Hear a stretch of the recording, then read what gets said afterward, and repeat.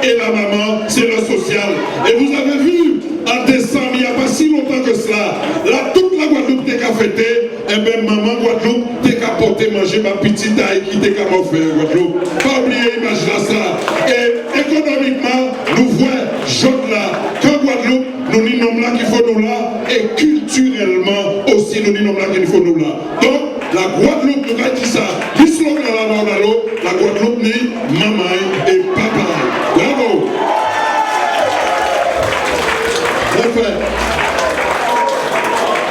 Je pense qu'il est important de se retrouver autour avant la campagne.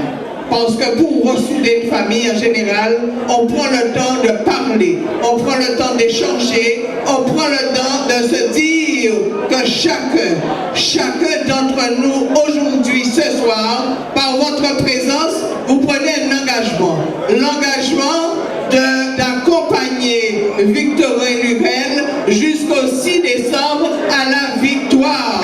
C'est ce que je souhaite.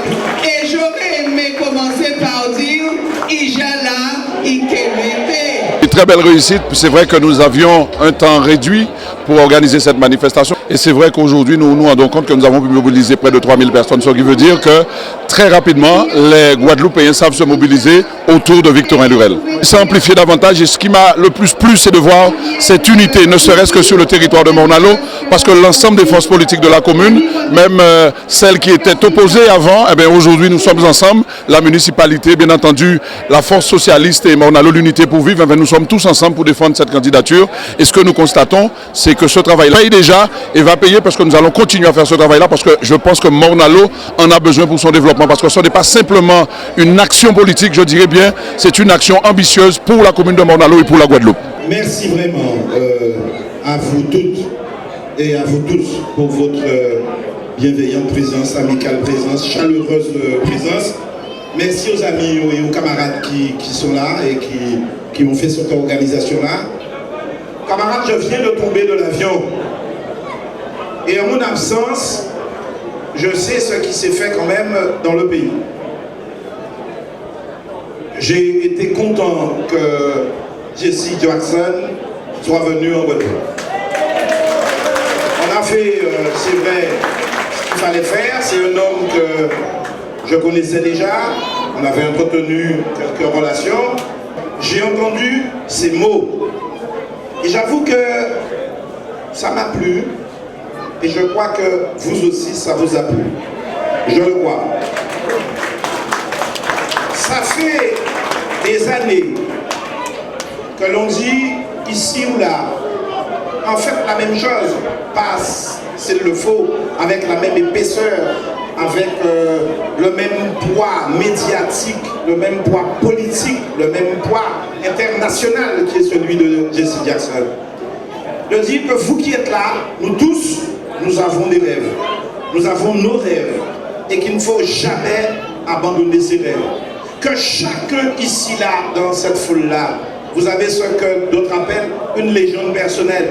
D'autres pourraient appeler ça un destin vous avez une petite étoile qui brille quelque part. Il ne faut jamais renoncer à sa légende personnelle. Jamais renoncer à son rêve. Mais bien sûr, sur le plan collectif, c'est la même chose. Un peuple reste un peuple. Et Jesse Jackson nous a dit ça autrement, dans d'autres mots, pour dire que vous êtes en fait un grand peuple. La Guadeloupe n'est pas simplement une population. La Guadeloupe est un grand peuple. J'ai dit peut-être petit géographiquement, mais nous sommes un grand peuple. Lorsque j'entends certains, certains démagogues qui viennent faire des photos avec Jesse Jackson et qui se répandent immédiatement le soir même sur les réseaux pour dire voilà, Jesse Jackson a dit soyez vous-même, n'abandonnez pas vos rêves, vous êtes un grand peuple. Mais ça fait des années que nous disons ça ici, nous tous. Des années, c'est bien. Et je suis content qu'il ait pu le dire. De dire, emancipate yourself from mental slavery. C'est Bob Marley qui le disait à ça. Émancipez-vous de l'esclavage mental. Eh bien, c'est ce qu'il faut faire tous les jours. Lorsque vous entendez les jeunes, vous voyez les gens. Je suis devant vous. Décodez ce qui se dit. Regardez ce qu'ils font. Regardez leurs pratiques. J'estime, moi, ici, depuis 10 ans, depuis 11 ans que nous sommes en responsabilité aux affaires régionales, qu'on n'a pas démérité. Et qu'il y a encore beaucoup de jobs à faire, mais qu'on n'a pas démérité. Et qu'il y a encore un excellent travail à faire. Et que tous ceux qui sont là, toutes celles qui sont là, nous ne sommes pas fatigués. Et il y a encore du travail à faire dans ce pays de Guadeloupe. Il y a de belles choses pour mettre la Guadeloupe le plus haut possible. Et c'est ça notre travail. Écoutez, regardez. Mesdames et messieurs, on a trouvé une Guadeloupe qui était à genoux en 2004. On a trouvé une Guadeloupe en déficit en 2004. On a trouvé un pays qui était surendetté en 2004. On a trouvé un personnel qui était un peu désespéré en 2004. Eh bien, 10 ans après, on n'a pas augmenté les impôts. On n'a pas surendetté et on a un endettement parfaitement raisonnable et maîtrisé.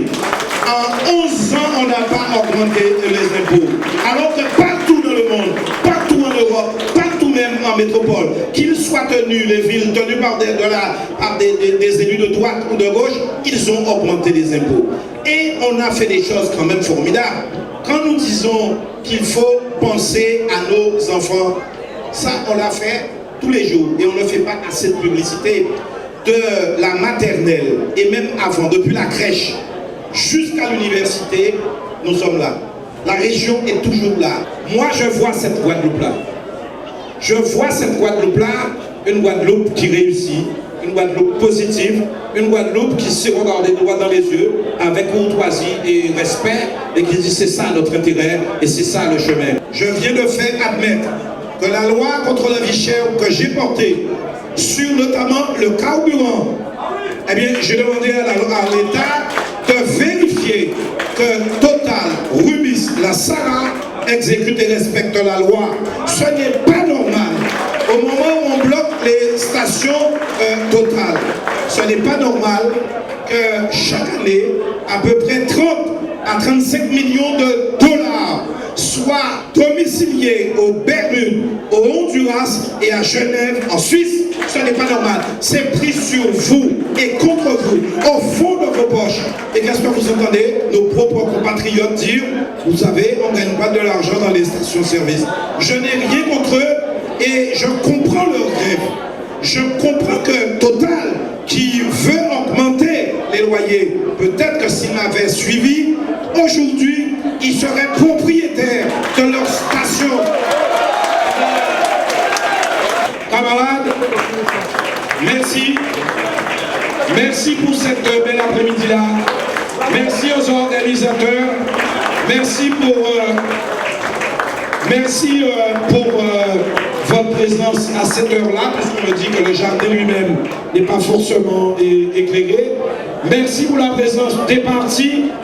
C'est une belle journée, on a plus de 3000 personnes ici, c'est le travail qui a été fait avec la fédération, l'ensemble des sections du Parti socialiste, avec bien évidemment l'équipe de campagne du candidat Victorin Lurel. On a senti une sorte de cordialité, de fraternité Et c'est vrai que les gens attendent beaucoup de la région, du président, du candidat. Mais on sent aussi l'amour, la proximité qu'on dégage avec le président. Et c'est vrai qu'aujourd'hui, il y a des gens qui attendaient, qui disaient mais il est temps qu'il arrive, nous on est venus pour lui. Et c'est vrai quand il est arrivé, on a senti encore une seconde vie. C'est vrai que le président a beaucoup de choses par ailleurs à faire, mais il a bien compris aussi qu'il fallait saluer tout le monde. Et je crois que tout le monde a apprécié. Et c'est vrai, une très belle intervention du président. Je l'ai senti en forme, très offensif, plus que jamais optimiste. Et c'est vrai que l'ensemble des élus aussi, j'ai l'impression que ça requinque un peu tout le monde. Et c'est vrai que cette coordination, cette addition, c'est de belles factures et ça promet de belles choses pour l'avenir. Le président est quelqu'un de tactile et les gens aiment ça parce qu'il ne fait pas semblant. Il est vrai sur ce truc-là. Et d'ailleurs, il a dit qu'il faut qu'on le renouvelle au moins 2 fois par mois. C'est vrai, on a une période de mois d'août qui n'est pas favorable aux organisations massives. Tout le monde est un peu occupé. Mais dès la fin d'août, on va reprendre le schéma et crescendo, les choses vont monter pour finir en apothéose. Ça, c'est le vœu du président, mais c'est aussi le vœu de la Guadeloupe, je veux dire.